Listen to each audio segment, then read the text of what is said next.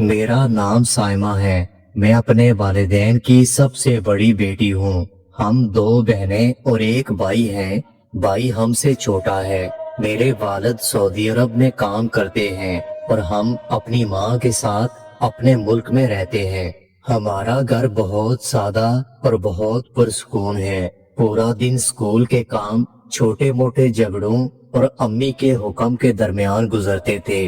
वालिद हर महीने पैसे भेज देते और अम्मी उसे घर का खर्चा चलाती थी। मैं पढ़ाई में बहुत अच्छी थी, इसलिए जब मैंने स्कूल की तालीम हासिल की तो वालिद ने फोन पर माँ से कहा, साइमा अब दीन भी सीख ले। दीनी तालीम दुनियावी तालीम से कहीं ज्यादा जरूरी है। वालिद की बात सुनने के बाद मेरी माँ ने अगले ही दिन मुझे मदरसे में दाखिल करवा दिया। शुरू में मुझे भाई लेकर जाता और मुझे वापस लाता था, मगर कुछ ही दिन के बाद भाई के स्कूल की छुट्टियां खत्म हो गईं। उसका स्कूल दोबारा शुरू हुआ और अब भाई के लिए मुझे रोज लेकर जाना और वापस लाना बहुत मुश्किल था। मेरी माँ ने इस परेशानी का एक हल निकाला। माँ कहने लगी, क्यों ना कारी साहब को घर बुला लेते हैं, वो तुम दोनों बहनों को घर पर पढ़ा देंगे। मैं माँ की बात सुनकर खामोश रही, क्योंकि घर के फैसले सिर्फ माँ करती थी। जब पहली बार कारी साहब हमारे घर आए, सर पर टोपी, आंखों में छोटा सा गुरूर और हाथ में तस्बीह पकड़ी हुई थी। माँ ने बड़ी इज्जत से चाय पेश की। मैं और मेरी छोटी बहन खामोश बैठे रहे। कारी साहब ने एक बार हमें ऊपर से नीचे तक देखा था, लेकिन नजरें फौरन झुका ली। मैंने महसूस किया, लेकिन कुछ नहीं कहा। मेरी माँ ने उनसे बात शुरू की, कारी साहब आप मदरसे में पढ़ाते हैं, अब बच्चों के स्कूल खुल चुके हैं, तो मेरी बेटियों को आप घर पर आकर पढ़ा दिया करें। पहले तो कारी साहब ने इनकार किया कि घर आकर पढ़ाना मेरी रूटीन में शामिल नहीं, लोग बातें बनाते हैं। लेकिन मेरी माँ ने बहुत इसरार किया। फिर मेरी माँ ने मुस्कुरा कर कहा, हम कौन सा आपको रोज खाने के लिए रोकेंगे, बस हमें आपका इल्म चाहिए। मैंने पहली बार माँ की मुस्कुराहट में कुछ अजीब सा महसूस किया था, जैसे वो कुछ और कहना चाह रही हूँ। खैर, कारी साहब ने हाँ कर दी और फिर हमारी पढ़ाई शुरू होगी। पढ़ाई मगरिब के बाद होने लगी। कारी साहब आते, हमें पढ़ाते और हमारे घर से चले जाते। शुरू में सब कुछ मामूल के मुताबिक था, लेकिन आहिस्ता आहिस्ता दिन ब दिन कुछ बदलता जा रहा था। माँ पहले बहुत ज्यादा बन सवर कर बैठती थी। उनके चेहरे पर एक नरमी आ चुकी थी, जो कारी साहब के आने पर और भी ज्यादा बढ़ जाती। मैंने कई बार सोचा, शायद मैं ज्यादा सोच रही हूँ, लेकिन छोटी बहन ने एक दिन मुझे कहा, आपी आपने देखा, अम्मी आज कारी साहब के लिए खास शरबत लाई थी। मैं छोटी बहन की बात को मुस्कुरा कर टाल देती, मगर मेरे दिल में शक पैदा होने लगा। एक दिन मैंने गलती से अपनी माँ का मोबाइल उठा लिया। मेरी माँ किचन में काम कर रही थी। उसका फोन आ रहा था। मैंने देखे बगैर उनका फोन उठा लिया। मैंने सोचा कि शायद अब्बू की कॉल होगी, लेकिन मैंने देखा कि वो कारी साहब का मैसेज था। एक लंबी शायरी जिसमें रात, खामोशी, ख्वाब, यादें जैसे अल्फाज बार बार आ रहे थे। मैं मैसेज देखकर हैरान हो गई। मैंने मैसेज खोले। पिछले कई दिनों से माँ और कारी साहब की बातें चल रही थीं। बातें कुछ ऐसी थीं। लिखा था, कल रात तुम्हारी हंसी याद आई, तुम जो दूध देती हो वो पीने से सच में नींद आ जाती है। मैसेज देखकर मेरा दिल धड़कने लगा। माँ और कारी साहब ये क्या कर रहे थे? उस दिन के बाद मैं बदल गई। मैं अब कारी साहब को गौर से देखती, माँ के चेहरे को पढ़ती थी। माँ हर रात सोने से पहले हमें गरम दूध देती थी, खास तौर पर मुझे, और फिर दूध पीने के कुछ ही देर के बाद मुझे गहरी नींद आ जाती। लेकिन अब मेरे दिल में शक पैदा हो चुका था। एक दिन मैंने फैसला किया کہ آج دودھ نہیں پیوں گی۔ میں نے خاموشی سے دودھ کا گلاس رکھا اور بستر پر لیٹ گئی۔ میں نے اپنی آنکھیں بند کی مگر نیند مجھ سے بہت دور تھی۔ رات کے پچھلے پہر دروازہ کھلا، میں بستر پر لیٹی تھی، میری آنکھیں بند تھی مگر میرا دماغ جاگ رہا تھا۔ ماں نے مجھے دودھ دیا تھا جیسے روز دیتی تھی، مگر میں نے چپکے سے وہ سارا دودھ ایک سائیڈ پر گرا دیا تھا۔ میں نے بس اتنا کہا تھا، ماں آج میری طبیعت ٹھیک نہیں، میں سونے لگی ہوں۔ میری ماں نے میرے سر پر ہاتھ پھیرا اور کمرے سے باہر چلی گئی۔ اب کمرے میں صرف سانسوں کی آواز تھی۔ بہن سو چکی تھی، بھائی کا کمرہ الگ تھا۔ میں دل تھامے چپ چاپ لیٹی تھی، میرے دل کی دھڑکن بہت تیز تھی۔ کچھ دیر کے بعد دروازے کی کنڈی ہلکے سے کھلی، میرے کمرے کا دروازہ تھوڑا سا کھلا ہوا تھا۔ میں نے دیکھا کہ ایک سایہ باہر سے اندر داخل ہوا تھا۔ میں نے آنکھیں ذرا سی کھول کر دیکھا تو وہ قاری صاحب تھے۔ قاری صاحب کے سر پر ٹوپی نہیں تھی، ان کے قدم آہستہ تھے، جیسے کسی کو جگائے بغیر وہاں سے گزرنا چاہتے ہوں۔ میری ماں صحن میں موجود تھی، وہ فوراً قاری صاحب کی طرف جانے لگی۔ میں نے مزید اپنے آپ کو چھپا لیا مگر میرے کان پوری طرح جاگ رہے تھے۔ آوازیں آہستہ آہستہ آنے لگیں۔ ماں بول رہی تھی، آج سائمہ نے کہا طبیعت ٹھیک نہیں، لگتا ہے اس نے دودھ نہیں پیا۔ قاری صاحب نے آہستہ آواز میں ہنستے ہوئے کہا، کوئی بات نہیں، آپ کا دیا بس کافی ہے۔ ماں نے شاید چائے یا کچھ اور پکڑایا تھا، ان کی ہنسی بھی سنائی دی، وہی ہنسی جو کبھی میرے والد پر آتی تھی، آج وہ ہنسی قاری صاحب کے لیے تھی۔ میں ان کی باتیں سن کر بہت حیران ہو رہی تھی۔ ان کی باتیں اب کسی اور طرف جا رہی تھیں، کچھ ایسی باتیں جو ایک شاگرد، ایک استاد یا ایک مہمان کے بیچ نہیں ہوتی۔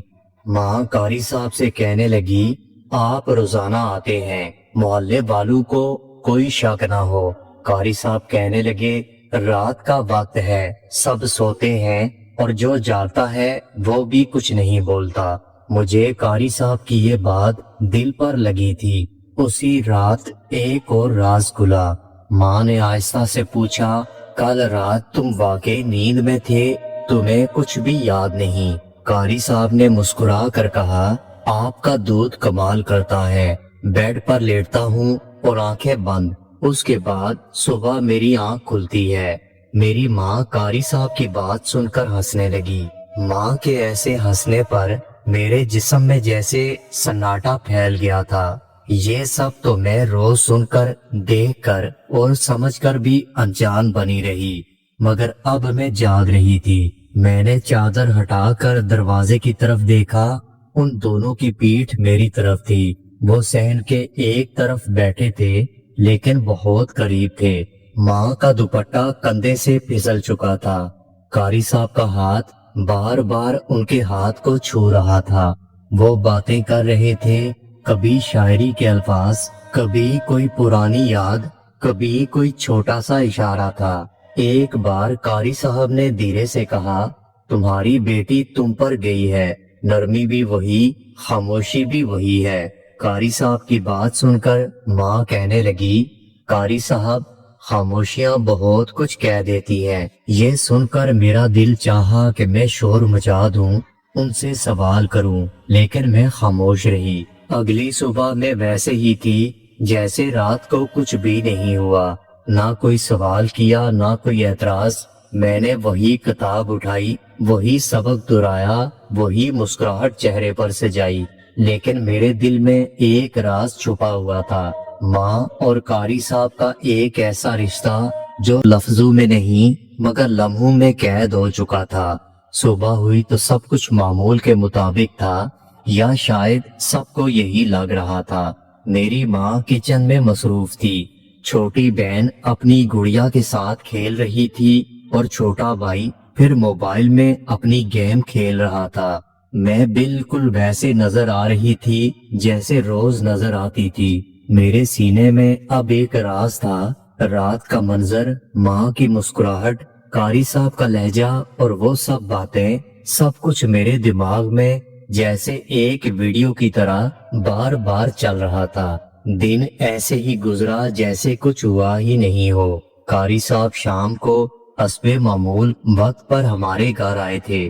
ماں نے دروازہ کھولا، پھر وہی سلام، وہی مسکراہٹ، وہی چائے۔ اب میں وہی منظر ایک نئی آنکھ سے دیکھ رہی تھی۔ پہلے جو کچھ معصوم سا لگتا تھا اب ہر چیز میں چھپا مطلب دکھائی دینے لگا۔ قاری صاحب نے آج سبق کے دوران میری طرف خاص توجہ دی تھی۔ میری ماں ساتھ بیٹھی ہوئی تھی لیکن ان کی نظر مسلسل قاری صاحب پر تھی۔ ان کے چہرے پر وہی چمک تھی جو شادی والے دن دلہن کے چہرے پر ہوتی ہے۔ میں اب ان دونوں کی زبان سے زیادہ ان کے اشارے پڑھنے لگی تھی۔ ماں جب چائے پیش کرتی تو کپ پکڑاتے وقت انگلیاں تھوڑی سی قاری صاحب کے ہاتھ سے ٹکرا دیتی۔ ماں کچن سے کبھی آواز دے کر بلا لیتی، قاری صاحب نمک کم تو نہیں؟ اور قاری صاحب ہنستے ہوئے کہتے، نہیں بہن، آپ کے ہاتھ میں ذائقہ ہے۔ ان سب باتوں میں شاید عام لوگوں کو کچھ نظر نہیں آتا مگر میں سب جان چکی تھی۔ مجھے ایک فیصلہ کرنا تھا، کیا میں اپنی ماں سے سوال کروں، کیا میں اپنے والد کو کچھ بتاؤں یا اپنی بہن کو بتاؤں؟ پھر سوچا کہ نہیں، یہ صرف ایک راز ہے اور یہ راز بس میرا ہے۔ شاید میری ماں کو خوشی چاہیے، شاید وہ تنہا تھی۔ میرے والد ان سے دور تھے، سال میں ایک بار میرے والد واپس آتے تھے، باقی وقت فون، ویڈیو اور خاموشی تھی۔ قاری صاحب نے ان کی خاموشی کو الفاظ دیے تھے۔ اگلی رات پھر وہی معمول تھا۔ امی نے دودھ دیا، میں نے چپکے سے نہ پیا۔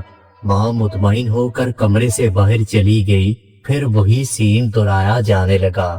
دروازہ تھوڑا سا کھلا، قاری صاحب اندر آئے۔ ماں ان کا انتظار کر رہی تھی۔